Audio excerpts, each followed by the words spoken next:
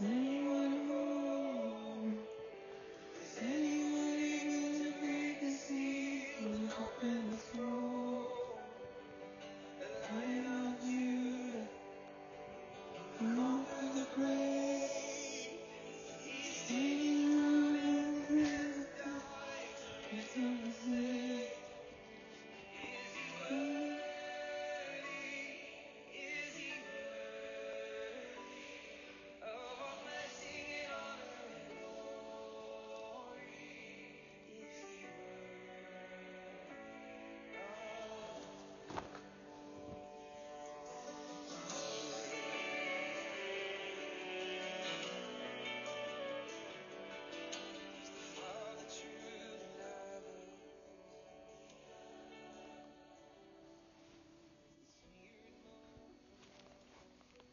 Hello, and welcome to my channel.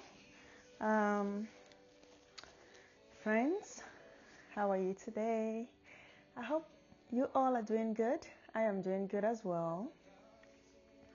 And today, I'm still learning where my camera is. Today, I am going to share from a place of heartbreak. Yeah, I'm going to share from a place of heartbreak and pain.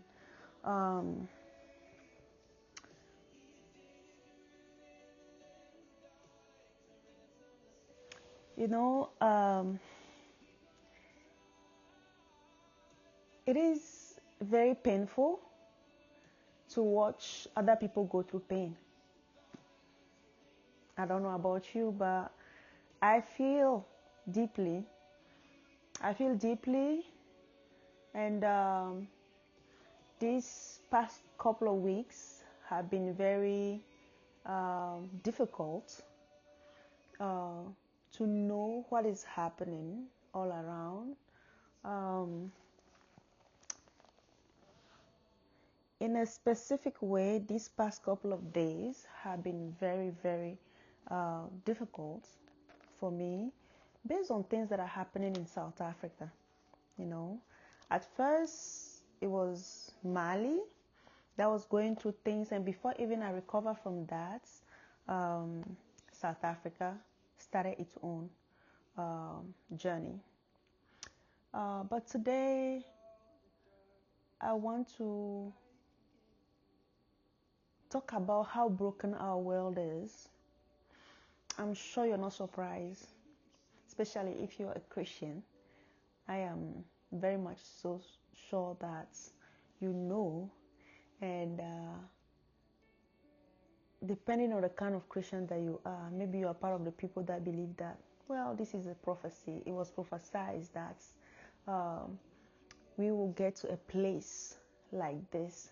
Therefore, well, I just have to sit and watch it happen, right? I'm not telling anybody that you have to go protest or do anything. That's not a goal. I'm not protesting, so I'm not asking anybody to do any such thing. But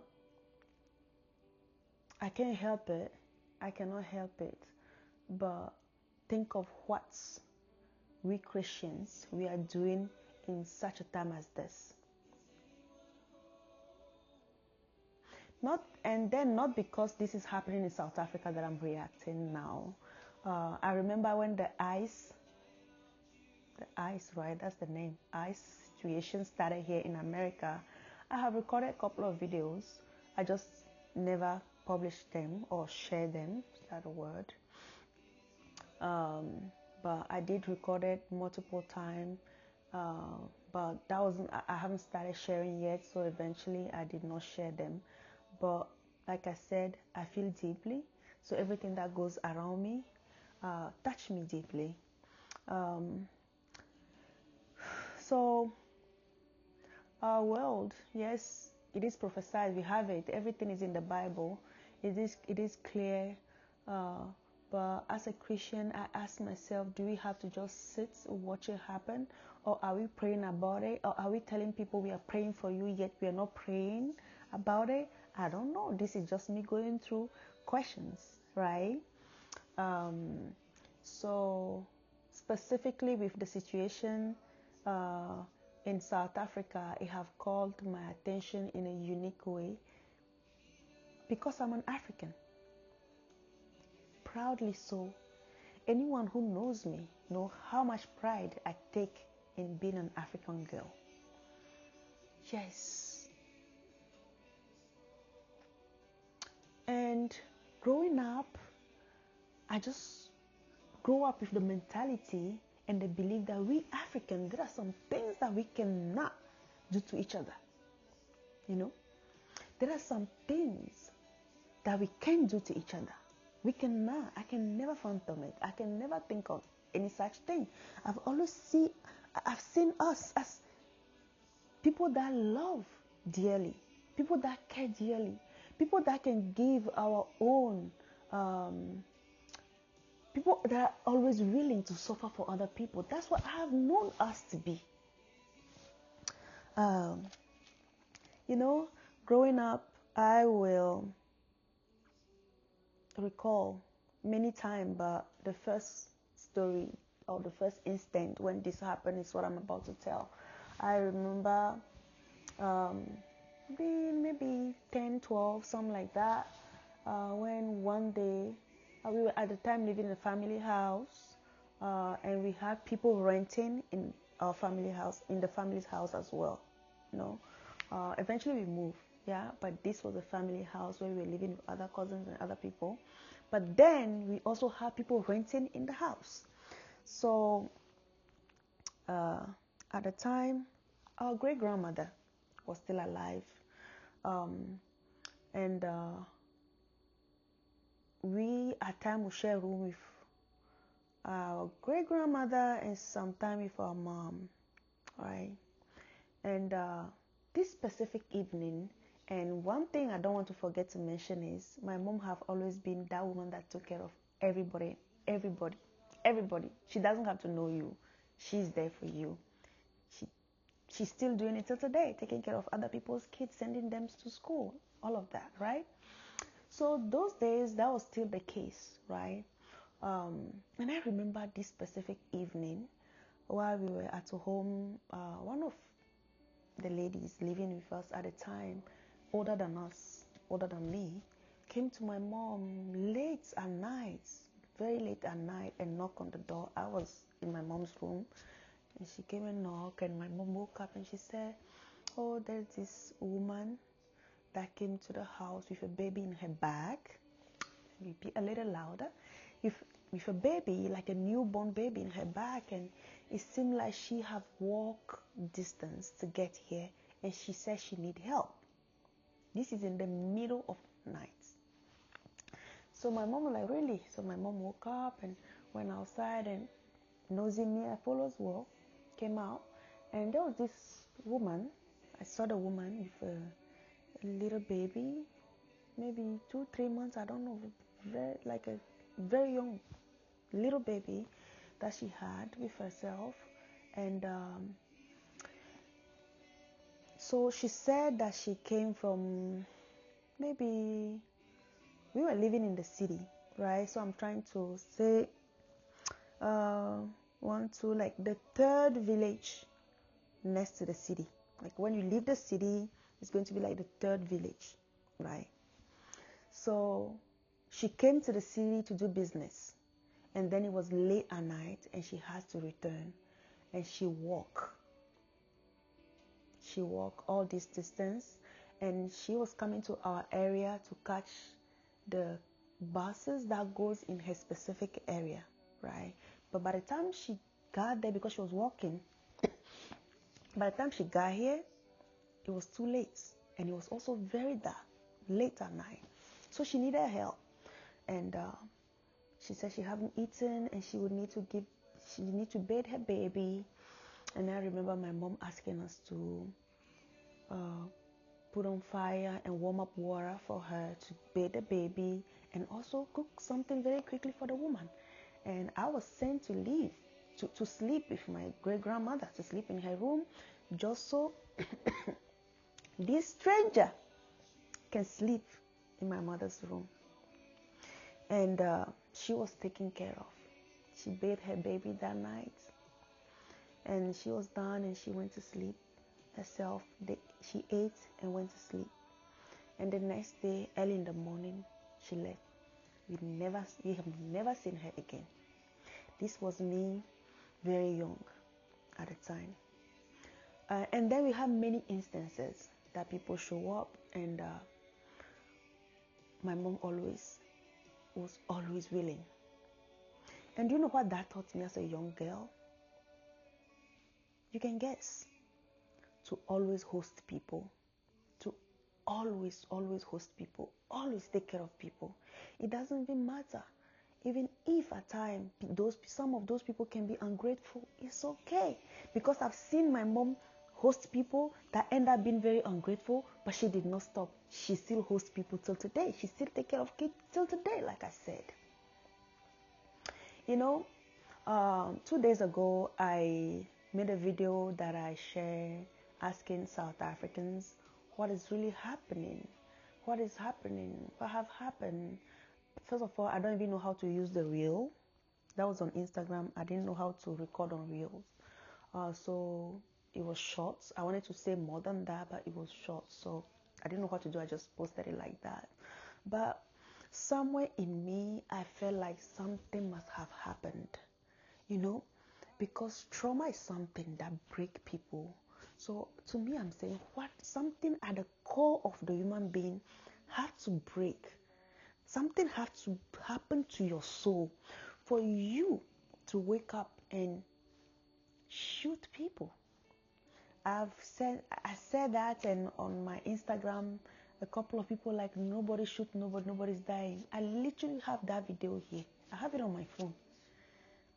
I have it on my phone, where these guys, they enter this store and they shoot 2 Ethiopian guys. But these are the people that own the store. They shoot them. And I saw another Cameroonian guy whose head was bleeding, a pregnant woman. There's just some very sad things to watch. These are just a couple in many. And I can't help it but first be very sad at the fact that Africans are doing this to Africans. We Africans, we are doing this to each other. How bad can it get? I'm just asking, how bad can it get when we that barely have support all around the world can start doing this to each other? How bad can it get? People are far away from home. I also thought of the fact that I am far away from home. And I remember when the ICE situation was happening here, I know that I have my documents, or however you call it. But still, there were some people that were still out there that had their papers. But I've seen how bad people are being treated out here. And there's something my mom always say in Ewe. She will always say, "Ejumenyu mediafu, ejumenyuade, ejumenyak bokbuade mediafu biru." I'll translate. A beautiful country will never be home. Because a country is very, I don't know, glittery or looking somehow, will never be home.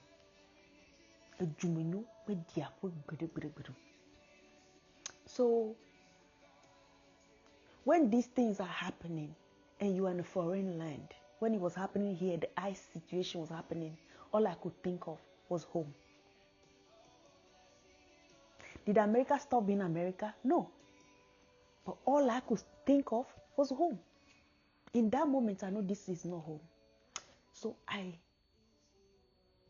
sympathize and empathize with all the foreign people, all the Ghanaians, all the Nigerians, Malawians, Zimbabweans, all these people, Ethiopians, everyone that came from abroad, wherever, and they are living in South Africa and going through these trial moments right now. I feel for them.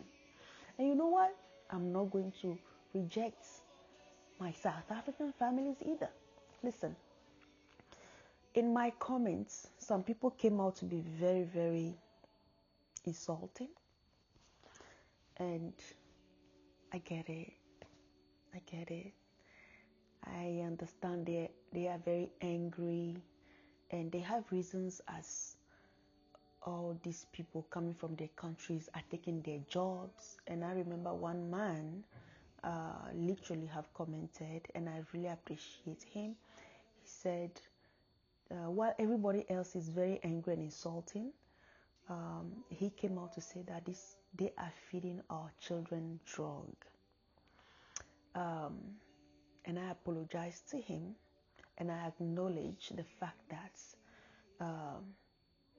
it is very, very heartbreaking for a parent to notice that their kids, that they are trying to shelter, trying to make sure that he stay on the right path, end up taking drugs, right? And per the informations from the South Africans, they are saying that foreigners, our people, are the one giving the drug to their children. I don't have much to say about that. I don't have much to say about it. I can only feel whatever you're feeling, your pain. I can feel it for you guys, and I'm sorry for that. But now my question is, if we beat each other, kill each other, obviously these people from Nigeria, all over the world, Ghana, they are not beating you guys. You are the one beating them. You are the one killing them. You are the one breaking their heads. You are the one sending them out of the hospitals. Don't want them to burn their kids or their children there. You are the one making their life miserable right now, beating them mercilessly. You are the one doing that. And they are helpless. I just can't help it but wonder if this will bring the solution to the problem. I understand that you guys are so angry right now, and all you can see is what is happening right now. But us that are third parties, we can see whatever this is giving birth to. And I won't dwell on this too much. I'm just going to say this, that as an African girl, I pray for peace for the South African people. I pray for God to visit South Africa.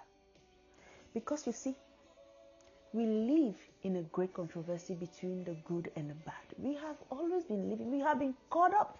We are actually caught up in this warfare.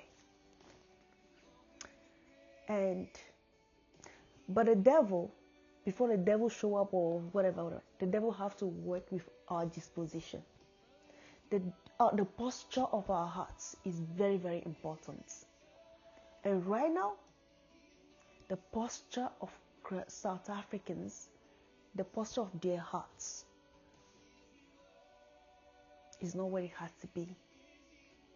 Because when I look into this, I'm thinking, you can wake up and give people 1 month to leave your country without killing, beating, or doing this. However, you resorted to this, and the pain is tremendous. But like I said earlier, as a Christian, I think many Christians, those that knows their Bible, they are not surprised of events that are happening around the world. I'll read Matthew 24 verse 7 that says this. Matthew 24 actually talk about the signs of Christ's return. Very interesting chapter.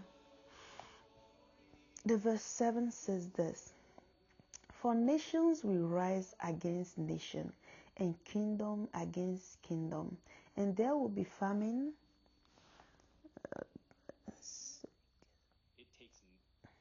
And there will be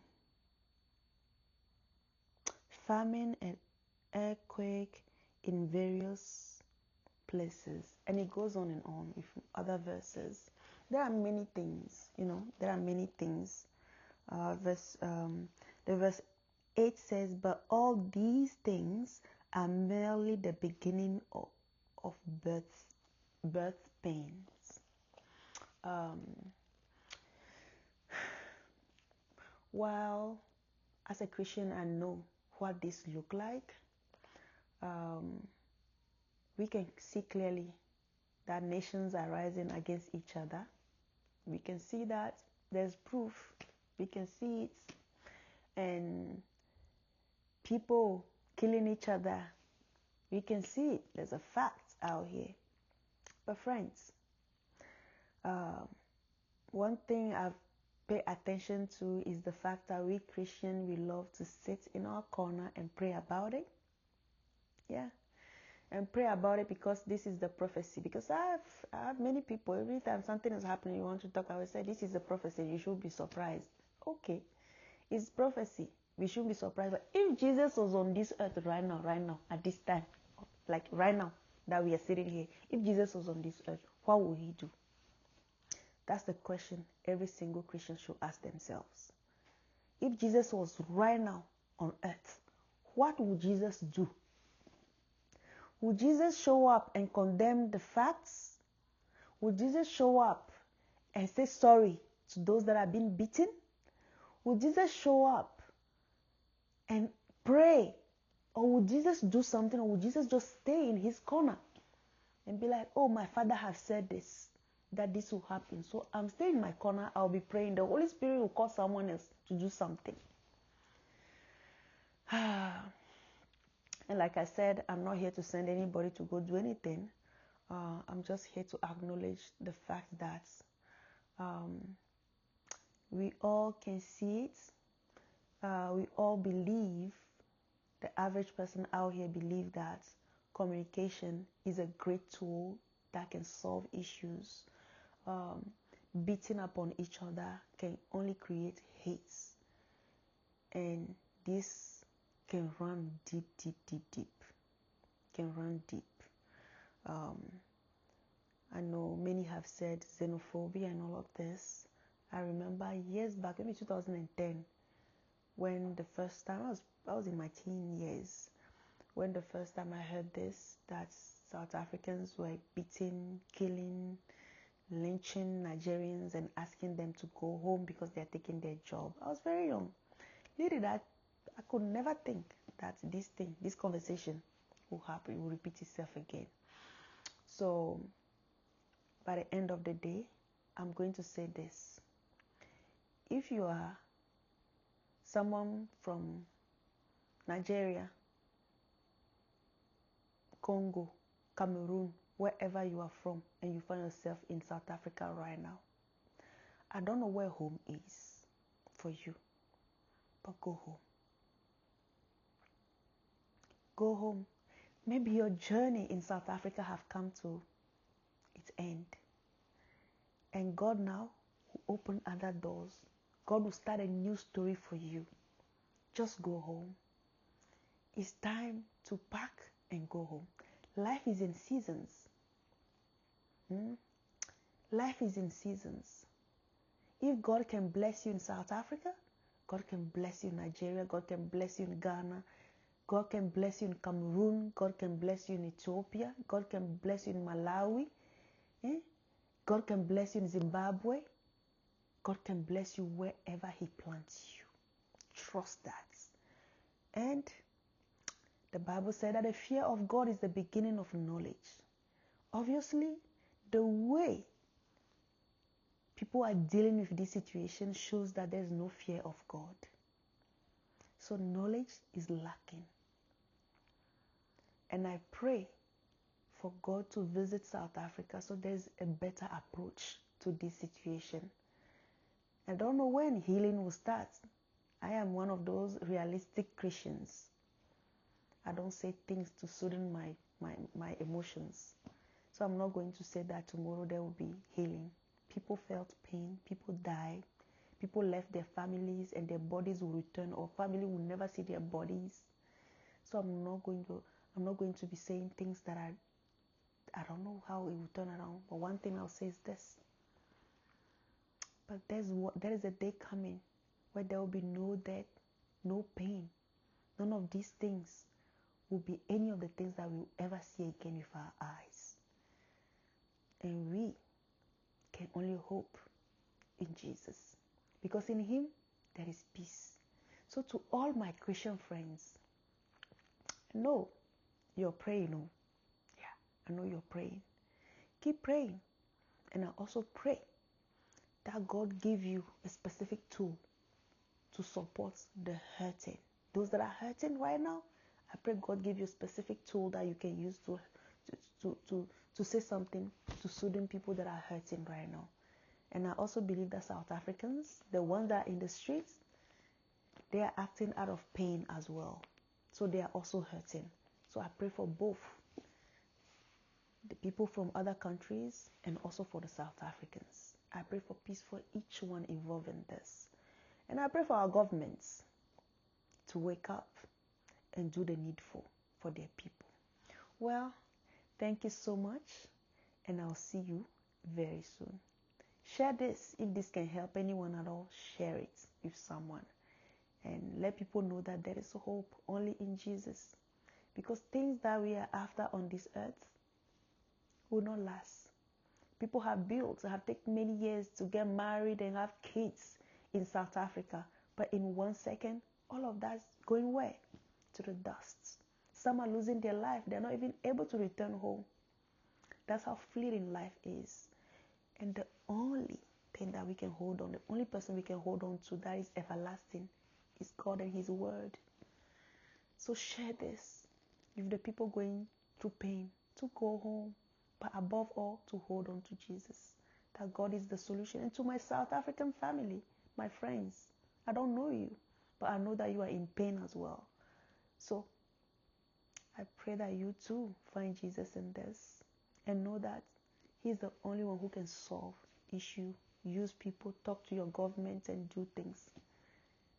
I pray that you guys find a way to start praying for your country, because God can help. Well, thank you so much, and see you in my next episode. Bye.